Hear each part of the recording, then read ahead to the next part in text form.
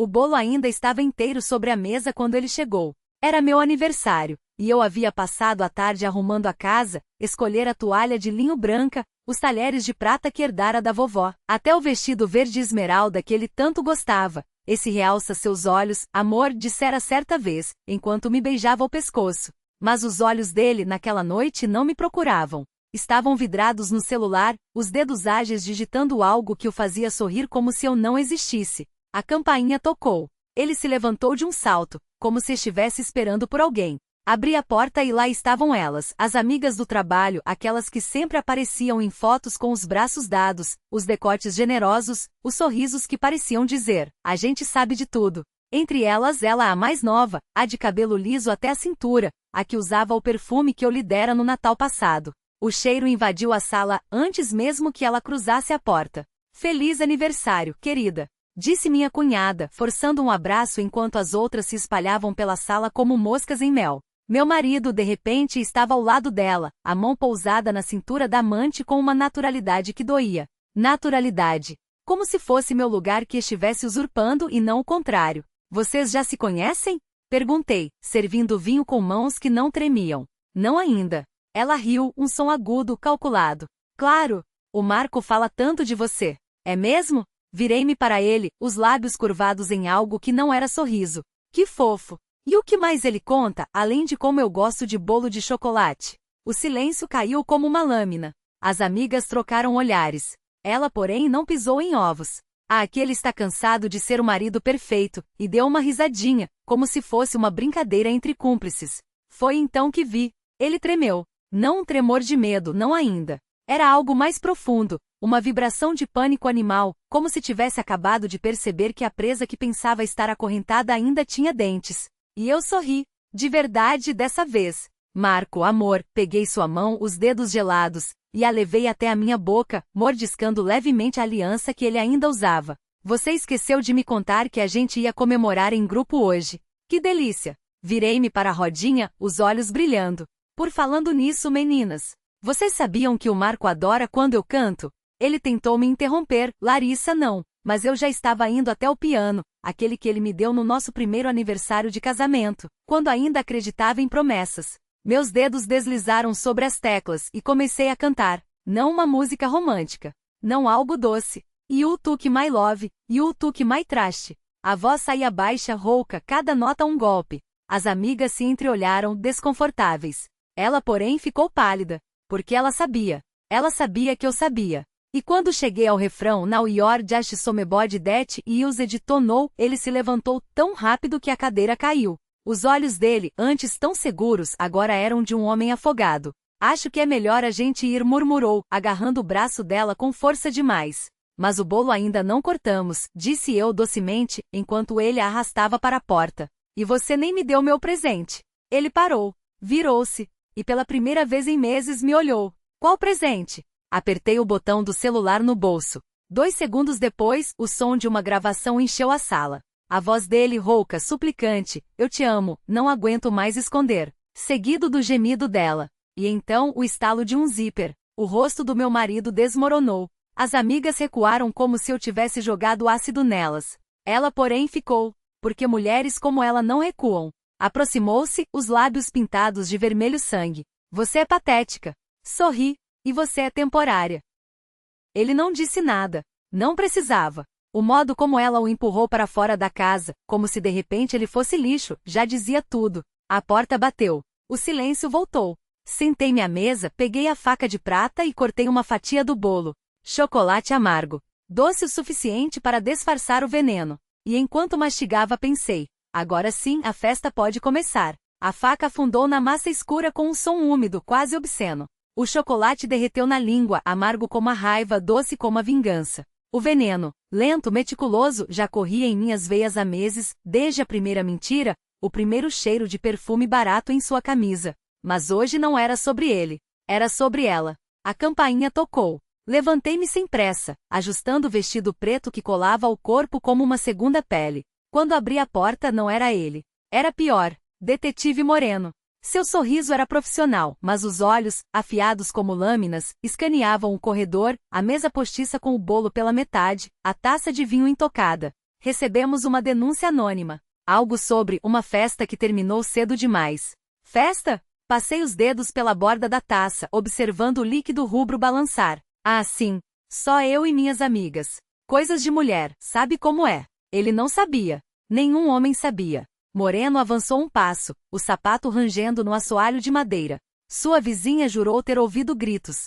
E um homem saindo correndo como se o diabo o perseguisse. Vizinha? Que um som cristalino que soou falso até para mim. Ah, a senhora Dália. Ela confunde tudo. Ontem ligou para a polícia porque achou que meu gato era um ladrão. O detetive não riu. Seu olhar pousou na faca de prata sobre a mesa, no vestido que ainda carregava o cheiro dela, floral, enjoativo, na mancha escura no tapete persa que eu não tinha tempo de limpar. Posso entrar? Claro. Afastei-me deixando-o passar, enquanto calculava o tempo que o veneno levaria para agir. 30 minutos, no máximo. Mas não se surpreenda se não encontrar ninguém.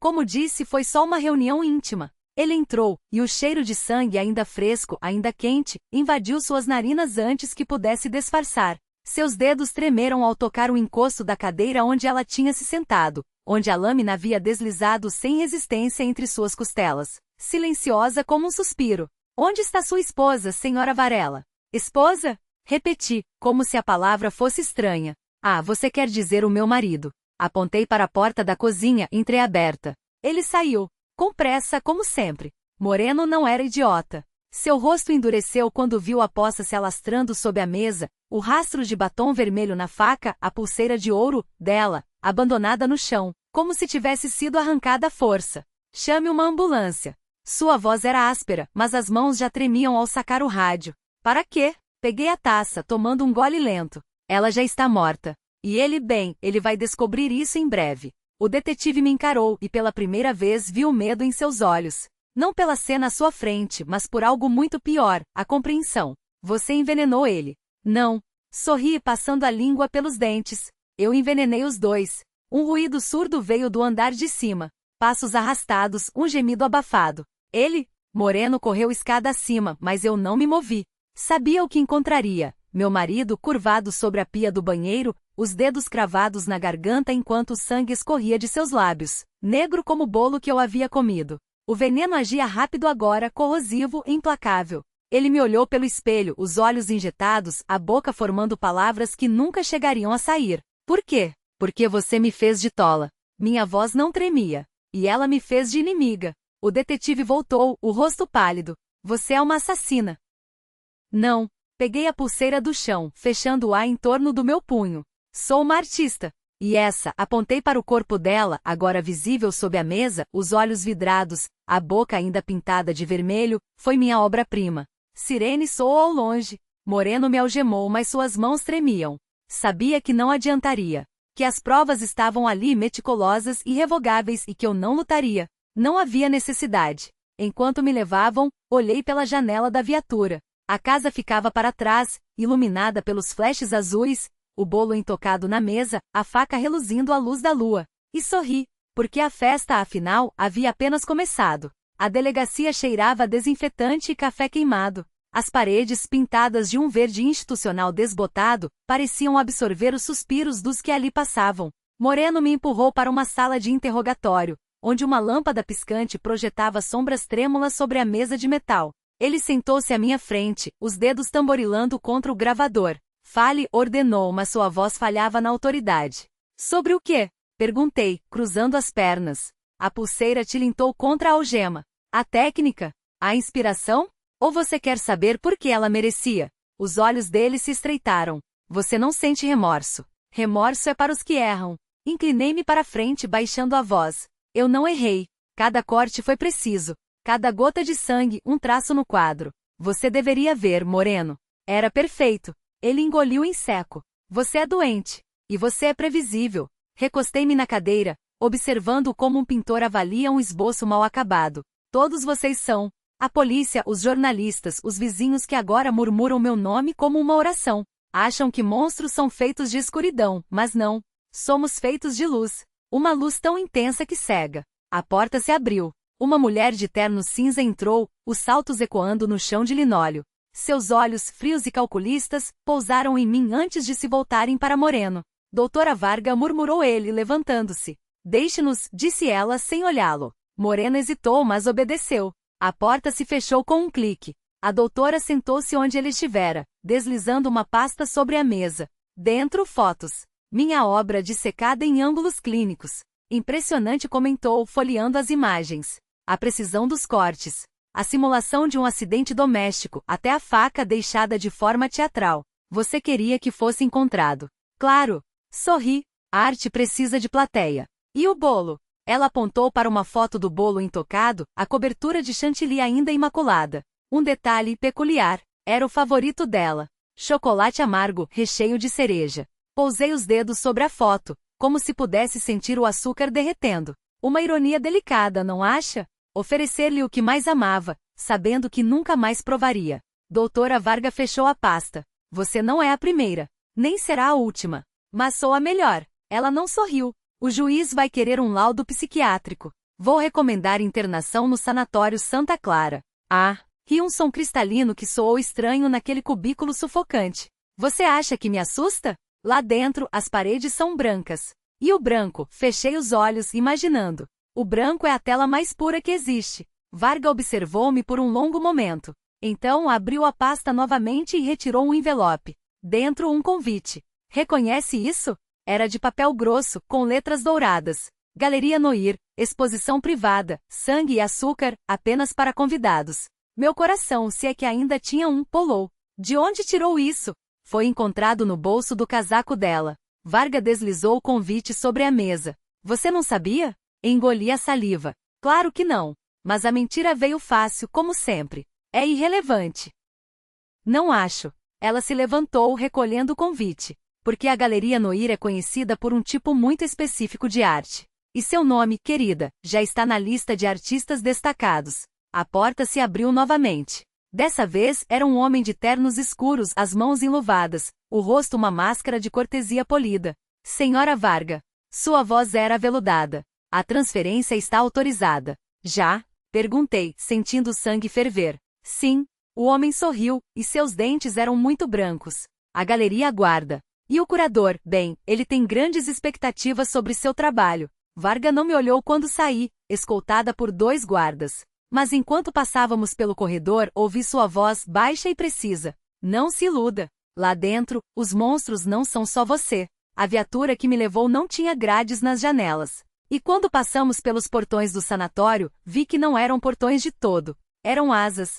Dentro, o ar cheirava a tinta fresca. O carro deslizou pela alameda de plátanos cujas folhas, mesmo no outono, mantinham um verde doentio, como se alimentadas por algo mais que sol e chuva. As asas e portões fecharam-se atrás de nós com um suspiro metálico, e só então percebi que não havia motorista. O volante girava sozinho, as mãos enluvadas do homem ao meu lado repousavam imóveis sobre os joelhos. A galeria não gosta de testemunhas, murmurou ele, como se lesse meu pensamento. Nem de perguntas. O prédio surgiu entre as árvores, uma estrutura de mármore negro veiado de ouro, tão alta que suas torres pareciam furar o céu em ângulos impossíveis. Não havia janelas no primeiro andar. Só uma porta, larga demais, flutuando alguns centímetros acima do chão, como se o peso da arte lá dentro a mantivesse levitando. Os guardas me entregaram a um homem de jaleco branco, cujos dedos tremiam ao ajustar os óculos de arame. Ele não olhou nos meus olhos.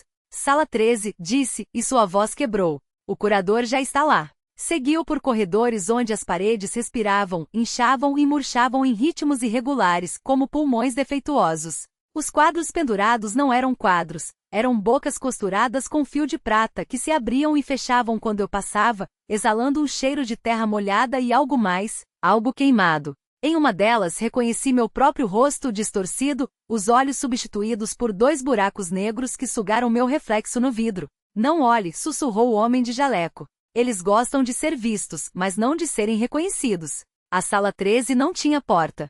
Era um círculo perfeito, iluminado por uma luz que não vinha de lugar nenhum e não projetava sombras. No centro, sobre um pedestal de ossos polidos, estava ele, o curador. Não era um homem. Ou melhor, havia sido, uma vez, mas agora sua pele brilhava como porcelana úmida, esticada sobre um esqueleto que se movia em articulações a mais. Seus dedos demasiado longos, brincavam com uma faca de obsidiana, cortando o ar em padrões que deixavam rastros de fumaça. Ah, disse, e sua voz era o som de páginas sendo rasgadas. A famosa sem nome. Ou devemos chamá-la pelo número de catálogo? Não respondi. Meus pulsos ardiam onde as algemas tinham estado, e sob a camisa, as marcas das agulhas de Varga coçavam como se algo tentasse sair. O curador riu, um som que fez as paredes tremerem. Então, com um gesto, os quadros ao redor ganharam vida. Eles não eram pinturas. Eram eles, os outros artistas. Um homem sem rosto, apenas uma boca costurada no peito, cantava uma área em uma língua de sílabas quebradas. Uma mulher de cabelos feitos de fios elétricos dançava, seus pés deixavam queimaduras no chão. E no canto, encostado à parede como um inseto preguiçoso, estava o que restava de Varga. Seus olhos, agora multiplicados, piscavam em diferentes direções, e sua boca sorria, sorria, sorria. Bem-vinda à coleção permanente, disse o curador, e a faca em suas mãos começou a pingar algo escuro e espesso. Aqui a arte não morre. Ela alimenta. Um dos guardas, aquele que me trouxera, adiantou-se e segurou meu braço. Sua luva estava manchada de tinta fresca. Não era tinta. Comece pelo autorretrato, instruiu o curador. Sempre começamos por aí. A tela em branco já estava montada no cavalete. Os pincéis, afiados como agulhas, tremiam de expectativa. E quando a primeira gota caiu no chão, percebi que não era tinta no chão também. Era sangue. Meu sangue. Mas não do jeito que eu pensava. O primeiro corte foi uma linha fina, quase carinhosa, traçada do pulso até o cotovelo. Não doeu, pelo menos não da maneira esperada.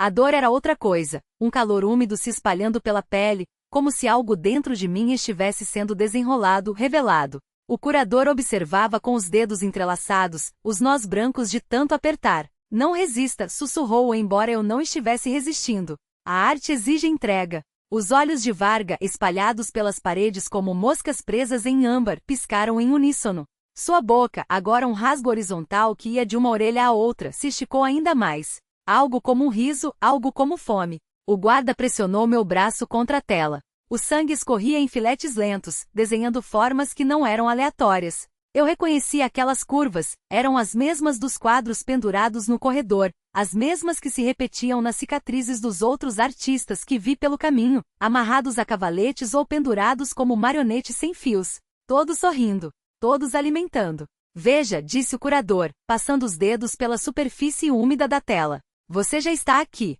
E era verdade. O sangue, ao tocar o linho, não se espalhava em manchas sem forma. Ele tomava forma. Primeiro, um esboço de rosto, meu rosto, mas distorcido, como se visto através de água suja. Depois, os traços se aprofundaram. Os olhos se tornaram cavidades, a boca um buraco que respirava. A tela puxava o sangue de mim, sugando-o em fios delicados, tecendo algo que não era pintura, nem escultura, nem nada que tivesse nome. Todo grande artista deixa um pouco de si em sua obra. O curador riu, um som seco como folhas mortas. Mas aqui, a obra é que toma. Um dos olhos de Varga se descolou da parede e flutuou até mim. Não havia pálpebras nem íris, apenas uma pupila dilatada, preta como poço. Quando ele se aproximou, senti o cheiro, metal podre e algo doce, como fruta apodrecendo por dentro. Você vai gostar, disse a voz de Varga, mas não saiu de sua boca. Saiu de dentro da tela, onde meu autorretrato agora piscava de volta para mim. No começo, dói. Depois, dói de um jeito bom. O guarda solitou minha outra mão.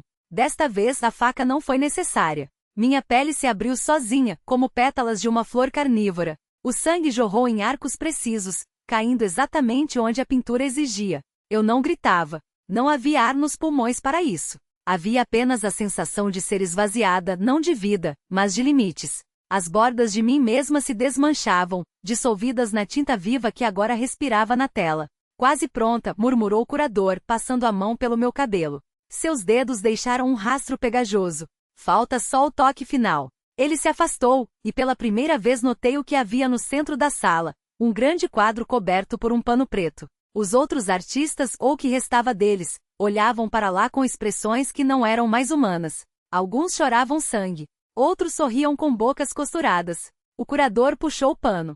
Era um espelho, mas não refletia a sala nem a mim. Refletia ela, a coleção. Um vórtice de telas sobrepostas, cada uma gritando em silêncio, cada uma faminta. E no centro uma figura em constante mutação, feita de pedaços de todos os artistas que ali haviam doado sua essência. Braços demais, olhos demais, bocas que mastigavam o ar. Agora você faz parte, disse o curador, e sua voz era muitas vozes. E a coleção nunca esquece seus favoritos. Meus dedos, ou o que restava deles, se moveram sozinhos, mergulhando na tela. Não era mais sangue o que saía de mim. Era algo mais espesso, mais escuro, algo que se enrolava como fios de teia. A pintura me puxou. Meus pés deixaram o chão. Quando olhei para baixo, vi meu corpo ainda de pé, sorrindo, segurrado pelo guarda. Mas eu já não estava lá. Estava dentro do autorretrato, olhando para fora. E do outro lado do espelho, ela me observava de volta, estendendo uma mão feita de pinceladas e ossos. Bem-vinda de volta, disse a coleção. E desta vez, quando sorri, foi com minha própria boca.